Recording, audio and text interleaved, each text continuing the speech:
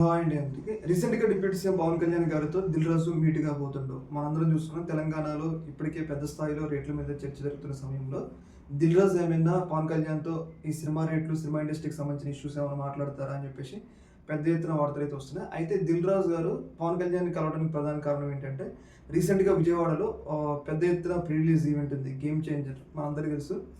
ప్రపంచవ్యాప్తంగా జనవరి 10వ తారీఖు, మేబీ 11వ తారీఖు రిలీజ్ కాబోతా ఉంది.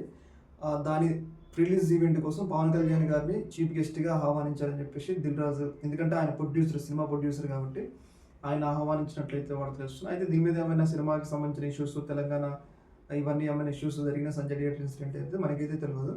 కాకపోతే ఆయన్ని పిలిచారనమాట గేమ్ చేంజర్ యొక్క ప్రీ రిలీజ్ ఈవెంట్‌కి. మనందరం చూసినాం. దాదాపు 256, 254 ప్రపంచంలో అంత పెద్ద కటౌట్ అని చెప్పేసి గిన్నీస్ బుక్ ఆఫ్ రికార్డ్‌లో కూడా ఎక్కింది రీసెంట్‌గానే ఆ యొక్క కటౌట్. ప్రపంచవ్యాప్తంగా రిలీజ్ అవుతుంది. మరి ఈ సినిమా ఎలా ఉంటుందనేది మనకి సినిమా రిలీజ్ అయిన తర్వాత తెలవాలి.